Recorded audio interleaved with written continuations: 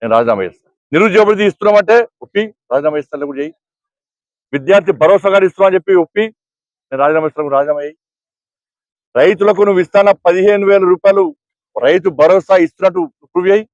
12,000 ఎందుకు ఇచ్చినావు మరి 3,000? మరి అవి 5 ఎకరాలకు ఎందుకు ఇస్తున్నావు? ఎకరానికి ఎందుకు ఇస్తున్నావు? 2 ఇస్తాను తిరిగి కొట్టినావు. రైతు కుళ్ళకు 12,000 ఇస్తా అని చెప్పి ప్రూవ్ చేయి, రాజీనామా చేస్తా.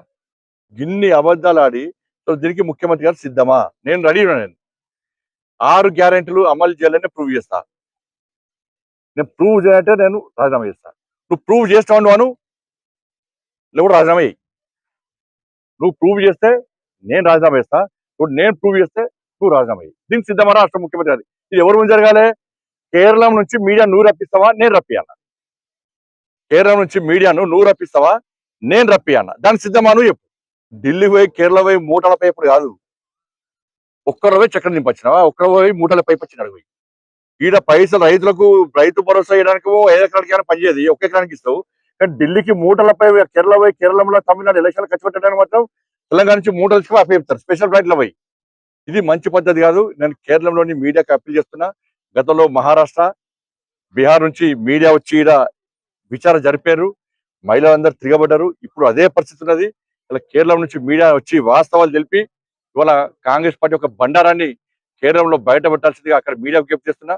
నా సవాల్కు రాష్ట్ర ముఖ్యమంత్రి సిద్ధమా చెప్పాల్సిందిగా నేను ముఖ్యమంత్రి గారు సవాల్ చేస్తాను. ఇంకా పెద్దవాళ్ళు కూడా చేయొచ్చు. ఇంకా ముఖ్యమంత్రి స్థాయి వ్యక్తి ఇవాళ అంతకుముందు బీహార్ పోయి ఇదే చెప్పచ్చాడు, ముంబై పోయి ఇదే చెప్పచ్చాడు.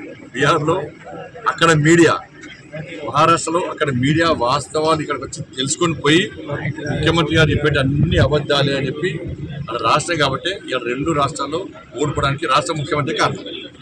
బీహార్లో, మహారాష్ట్రలో, హర్యానాలో కాంగ్రెస్ పార్టీ ఓడిపోవడానికి కారణం మన రాష్ట్ర ముఖ్యమంత్రి గారే. ఎందుకంటే ఈయనే స్టార్ క్యాంపెయిన్గా విన్నాడా, ఇంకొకప్పుడు ఉపన్యాసాలు ఇచ్చినాడా, 6 గ్యారెంటీలు అమలు చేస్తే వచ్చి చూసుకోండి అన్నారు. అక్కడ మేము పోయినాం. కర్ణాటకలో చూడండి 6 గ్యారెంటీలు ఏదో రాజకీయ కూర్చున్నాను మేము వచ్చి చూసినాక నాకు ఏర్పడ్డది.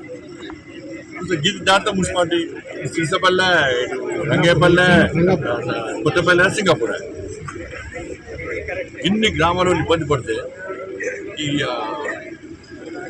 దాన్ని ఏమని భావిస్తారు? కాబట్టి మంచి పద్ధతి కాదు. వాస్తవం 2022లోనే ప్రతిపాదన సిద్ధమైన ఆదేశాలు వచ్చినాయి, అన్నీ వచ్చినాయి. అప్పుడు కూడా స్పందించాల్సిన మనం స్పందిస్తే ఇంప్రూవ్ కాదు. అసలు అప్పుడు చాలా మంది వచ్చారు, గురుకుల పాఠశాల ఏర్పాటు చేస్తున్నామని చెప్పి నమ్మించి మోసం చేసింది. పాఠశాల ఏర్పాటు చేస్తున్నాం, వేరే కంపెనీస్ వస్తున్నాయని చెప్పి ఇప్పుడు అందరూ చెప్పి మోసం చేసింది. లేకుంటే ఆ రోజు అడ్డుకుంటారు. కాబట్టి మీ అదృష్టము వాళ్ళ దురదృష్టము. ఇవాళ ఆగింది మన మంచికి ఆగింది. బట్ ఒక మంచి ప్లేస్ చూసి 70 షిఫ్ట్ చేసే ప్రయత్నం చేస్తుంది. డిమాండ్ చేస్తాను.